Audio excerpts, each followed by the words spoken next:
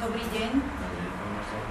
Vítam vás na našom osobnom stretnutí, ktoré vlastne naväzuje na výberové konanie dodávateľa darčekových predmetov. Z toho dôvodu sa vám chcem poďakovať vlastne za zaslanie cenovej ponuky. Cena, ktorú ste uvedol v cenovej ponuke, je 500 000 na nami vybrané portfólio darčekových predmetov, ako bolo uvedené v podmienkach výberového konania na dobu vlastne 1 roka, ale spolupráca, ktorá by bola zmluvne potvrdená, je po dobu 2 rokov. Bohužiaľ táto cena sa mi zdá byť vysoká a žiadam vás teda o prehodnotenie cenovej ponuky o 15%. Ešte raz ďakujem za pozvanie. 15%, poznáte našu kvalitu, sme dodávateľom darčekových predmetov vo vašej spoločnosti už 5. rok. Viete, ako pracujeme, sme spoľahliví. 15% je pre našu spoločnosť na toto portfólio neúnosné. Viete, že sa jedná o kvalitné darčekové predmety, kde v podstate tá kvalita hovorí za všetko. Z našej strany by nejaký určite ústupok mohol byť, ale tak maximálne môžeme sa baviť v percentách možno o 1 až 3%. V prípade, že by vaša banka vedela niečo nám poskytnúť, v prípade, ja neviem, že by sa celý tento balík celý tento kontrakt mohol uzavrieť na 2 roky, bolo by to už pre našu spoločnosť iné a tam by sme už vedeli možno aj väčší ústupok staviť.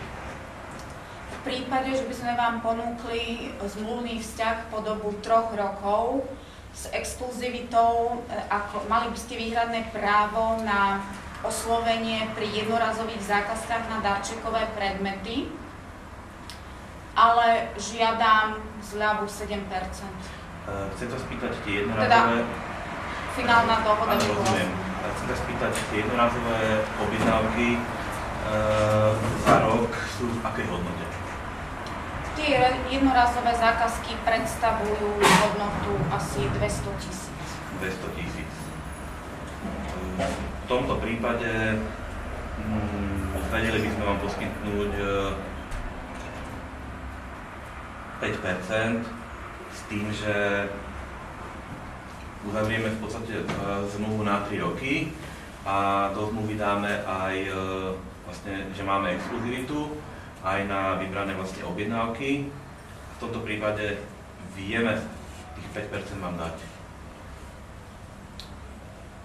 Ja si myslím, že vieme sa dostať aj na 7% vzhľadom k dlhodobej spolupráce, vzhľadom k tomu, že sme veľký spoľahlivý klient, faktúry platíme na čas.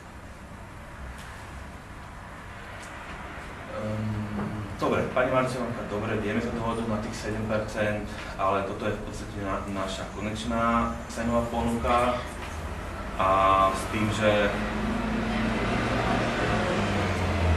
termín dodania, ktorý sme uviedli, je pre nás vlastne konečný. Suma je vlastne 7%, ktorú vám poskytneme zľavu a kontrakt na 3 roky. Mala ja povedať. Potvrdzujete mi teda termín dodania 30. septembra. Áno, potvrdzujem. A dohodnutú cenovú zľavu 7%. Áno. Tieto všetky podmienky, na ktorých sme sa dohodli, vám spíšem do mailu, ktorý vám dnes pošlem do 16. hodiny a bola by som rada, keby som od vás dostala spätnú väzbu do zajtra do 10. Nie je absolútne žiadny problém. Zajtra ráno do 10. to máte potvrdené a môžeme spokojne spolupracovať. Ďakujem a teším sa na ďalšiu spoluprácu. A ja ďakujem.